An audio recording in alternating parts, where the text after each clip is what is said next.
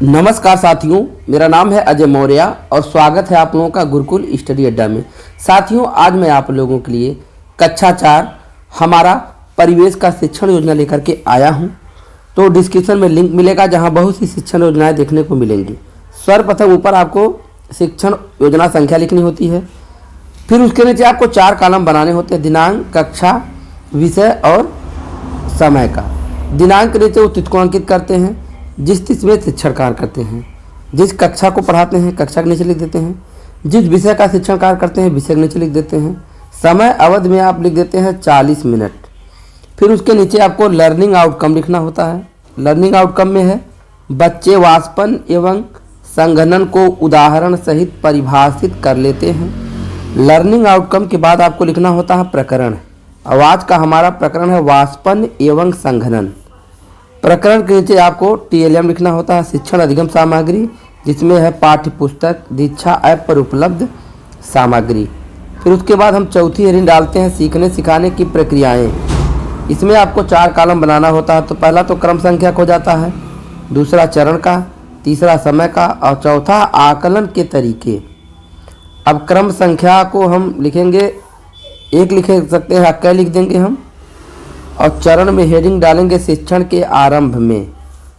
शिक्षिका कक्षा में बच्चों से प्रश्न पूछती है, बरसात और जाड़ों में तालाब किससे भरे रहते हैं?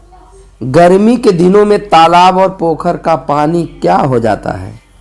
सूखने के बाद पानी कहाँ चला जाता है? समय देखिए इसमें 5 मिनट का लगेगा और आकलन के तरीके में लिखेंगे प्रश्नोत्तर विधि। इसके बाद आगे बढ़ेंगे, नंबर 6 हेडिंग हम डालेंगे शिक्षण के मध्य। प्रारंभ के बाद अगली हेडिंग शिक्षण के मध्य।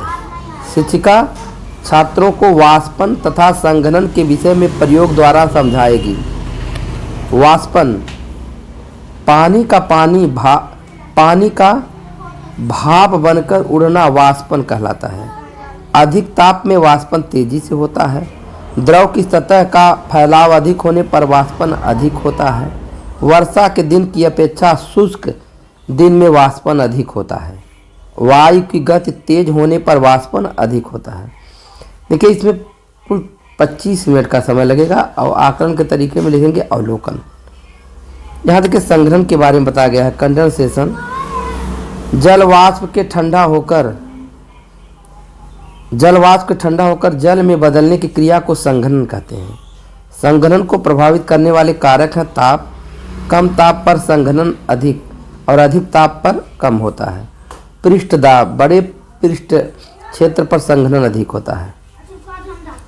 गतिविधि देख लीजिए क्या है। तत्पश्चात शिक्षिका छात्रों को वाष्पन तथा संघनन के क्रियाकलाप को प्रत्यक्ष रूप से कक्षा में करवाती है। इसके बाद आपका नंबर ग हेडिंग पड़ेगा शिक्षण के बाद में, प्रारंभ, मध्य और उसके बाद हम अगली हेडिंग शिक्षण के बाद में। शिक्षिका छात्रों से प्रश्न पूछती है। प्रश्न क्या है? वाष्पन किसे कहते हैं? वाष्पन को प्रभावित करने वाले कारक बताओ। संघनन किसे कहते हैं? वाष्पन अधिक कब होता है? इसके बाद छात्रों को गृह कार्य दे दिया जाएगा, संघनन तथा वाष्पन की क्रिया को का सचित्र वर्णन करो। दोस्तों आप लोग देख रहे हैं गुरुकुल स्टडी अड्डा को। दोस्तों अगर अभी तक आप लोगों ने वीडियो को लाइक नहीं किया दोस्तों तो वीडियो को लाइक कर दीजिए। अब आते हैं अगले दिवस में, देख लीजिए भी वही काम होगा।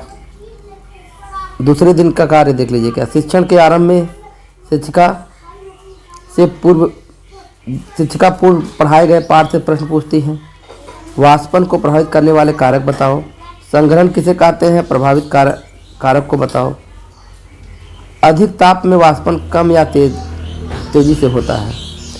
समय में 5 मिनट और आकलन के तरीके में अवलोकन और प्रश्नोत्तर विधि हो जाएगा।